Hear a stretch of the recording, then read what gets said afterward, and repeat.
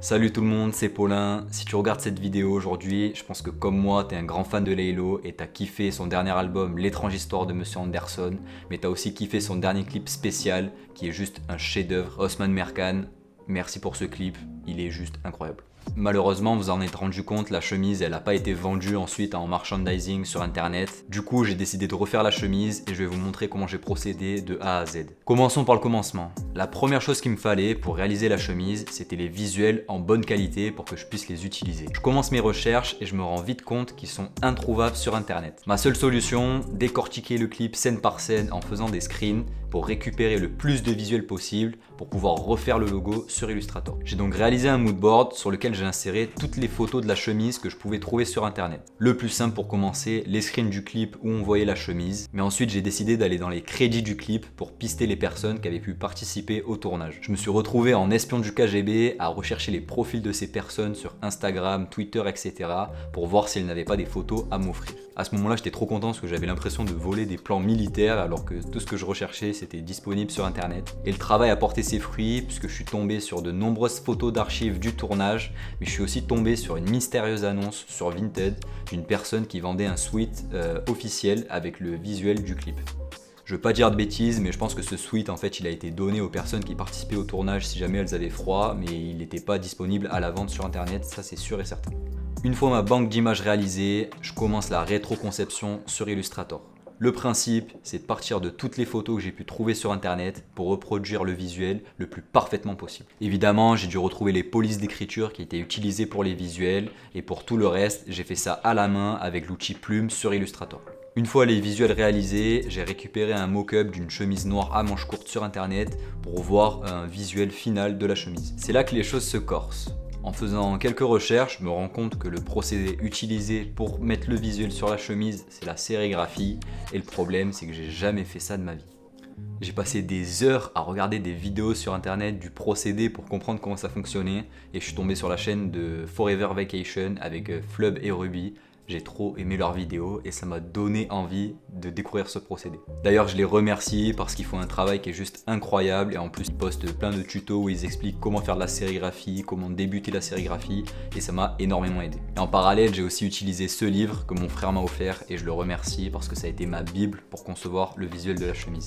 Pour ceux qui le souhaitent, je vous mettrai le lien du livre en description, ça s'appelle Sérigraphie, secrets et astuces des plus grands sérigraphes et ça explique de A à Z comment faire de la sérigraphie, mais il y a aussi une partie qui vous montre de grands artistes qui réalisent des visuels avec de la sérigraphie. Donc dans le livre, il y a vraiment tout qui est expliqué, quel type d'encre utiliser pour l'utilisation que vous voulez en faire. Il vous explique comment préparer votre typon, comment nettoyer votre cadre, comment mettre la chemise sur votre presse de sérigraphie. Il y a vraiment tout qui est expliqué dedans, c'est super. Une fois que j'avais la partie théorique en poche, la première chose primordiale qu'il fallait que je fasse, c'était réaliser le cadre de sérigraphie. Alors c'est quelque chose qu'on peut faire soi-même à la maison, mais c'est un procédé qui reste quand même vachement compliqué et hyper chimique. Du coup, j'ai décidé de passer commande à une entreprise en Italie qui s'appelle CPL Fabrica et qui est assez connue dans le domaine. Et ce que j'ai fait du coup, c'est que j'ai réalisé un mock-up avec mon visuel de sérigraphie dessus pour que je puisse leur envoyer pour le devis. Et une semaine après environ, j'ai reçu mon cadre de sérigraphie par colis et je crois que ça m'a coûté à peu près 80 ou 90 euros rien que pour le cadre. Et je me rappelle plus du nombre de fils que j'ai choisi, mais il y a une sorte de résolution en fait avec le nombre de fils par centimètre carré il me semble. Au plus vous augmentez en nombre de fils, au plus la qualité est meilleure évidemment, mais au plus c'est cher. Entre temps, j'avais aussi commandé le strict minimum en guise de matériel, j'avais commandé 2 racles et de l'encre à eau pour faire mes premiers tests. Pour ça, j'ai acheté une chemise sur Vinted à 1 euro qui ressemblait à peu près à celle du clip. De toute manière, je savais très bien que ça allait pas être mon produit final, mais ça allait me servir pour faire mes premiers tests et aussi découvrir la sérigraphie, parce que je savais très bien que le premier coup ça allait pas être le bon. Et évidemment ça a été une grosse galère étant donné que j'avais pas de presse de sérigraphie, j'ai vraiment fait ça à l'arrache. J'avais fait ça un peu en mode MacGyver en posant la chemise sur une table dans mon garage et je venais prendre le cadre de sérigraphie à la main en étalant l'encre avec la racle et c'était une galère, le rendu ne m'a pas du tout plu. Donc au niveau du visuel, à l'arrière c'est de l'encre à eau, donc évidemment le blanc n'était pas si blanc que ça, il y avait le noir qui ressortait vachement. En plus de ça, il y a un coup à prendre avec la raclée qu'on étale sur le cadre, je savais pas du tout, mais du coup ça a un peu bavé au niveau des bordures, et du coup le visuel était très mal positionné par rapport au dos de la chemise. Étant donné que c'était un prototype, pour le devant de la chemise, les poches étaient beaucoup trop hautes, du coup j'ai dû reproduire le 444 en dessous de la poche au lieu de au-dessus, contrairement au clip. Du coup j'ai passé commande d'une presse de sérigraphie, je crois que la marque c'est Vevor, ça m'a coûté à peu près une centaine d'euros, je me rappelle plus du prix exact. Et en attendant de recevoir ma presse de sérigraphie, j'ai pu discuter avec des gens sur internet qui m'ont donné plein de conseils concernant la sérigraphie, quel procédé utiliser, quelle encre utiliser, comment faire de la sérigraphie. Ils m'ont énormément aidé et d'ailleurs je les remercie. Et il y a un mec sur Insta qui a sa propre marque de vêtements qui m'a conseillé d'utiliser de l'encre Plastisol contrairement à l'encre à eau. Et du coup j'ai passé commande de 2 pots d'encre blanche et rouge pour le visuel et j'ai aussi acheté le solvant pour pouvoir nettoyer le cadre par la suite. Et au moment de recevoir mes colis, je me rends compte d'une chose, durant tout le processus, j'avais complètement zappé de retrouver le modèle qui était utilisé dans le clip pour refaire la chemise et du coup je suis reparti dans ma phase de recherche pour trouver la marque utilisée. Ça m'a pris du temps à trouver alors que pourtant c'était juste sous mes yeux. Sur le plan où la porte s'ouvre sur Necfeu qui va monter dans le camion, en fait on voyait un petit logo en bas de la chemise et j'ai reconnu la marque Dickies. Du coup j'ai fait mes recherches, j'ai retrouvé le modèle de la chemise Dickies utilisée dans le clip et j'ai passé commande. À ce moment-là, la pression était au maximum étant donné que la chemise elle m'a coûté vachement cher étant donné que c'est de la grosse marque. J'avais pas droit de deuxième chance avec l'encre Plastisol étant donné que ça partait pas. Du coup ce que j'ai fait c'est que j'ai récupéré des tissus avec l'encre Plastisol pour faire des tests et m'entraîner à étaler l'encre sur le cadre. Et une fois que je me suis senti prêt, j'ai pris la chemise Dickies et j'ai fait mon test.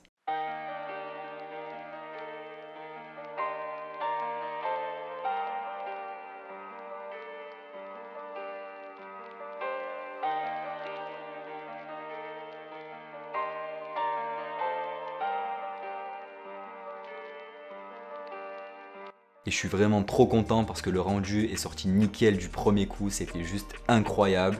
Alors du coup ce que j'ai fait c'est que j'ai commencé par le dos avec l'encre blanche Plastisol. J'ai étalé une première couche entièrement avec l'étoile qui était aussi en blanche. J'ai séché cette première couche avec un décapeur thermique en laissant la chemise sur la presse de sérigraphie, c'était vraiment important puisque après j'allais mettre l'encre rouge sur le cadre pour pouvoir réaliser l'étoile et il fallait absolument pas que la chemise bouge. J'ai eu de la chance parce que j'avais pas de colle et apparemment il fallait utiliser de la colle pour que ça tienne sur la presse de sérigraphie et en fait quand j'ai abaissé le cadre pour faire l'encre rouge, c'est sorti nickel, ça a pas dépassé, ça s'est pas décalé, rien, c'était super. Du coup j'ai répété le processus, j'ai séché l'encre avec un décapeur thermique, donc la partie rouge. Et une fois que c'était sec, je suis passé au devant de la chemise pour réaliser le 444 et le Special Subject. Pour le coup, même processus, un coup d'encre Plastisol, je sèche au décapeur thermique encore une fois et la chemise était terminée, j'étais trop content. Pour être sûr que l'encre ne parte pas, j'ai quand même décidé de passer un coup au fer à repasser avec du papier sulfurisé juste en dessous et j'ai passé 2-3 coups au fer à repasser pour être sûr que ça tienne. La vidéo touche à sa fin, si elle vous a plu, n'hésitez pas à mettre un like et à vous abonner à ma chaîne, franchement ça me ferait super plaisir. Et n'hésitez pas aussi à commenter la vidéo pour me dire ce que vous en pensez, j'y répondrai avec plaisir. Allez, ciao!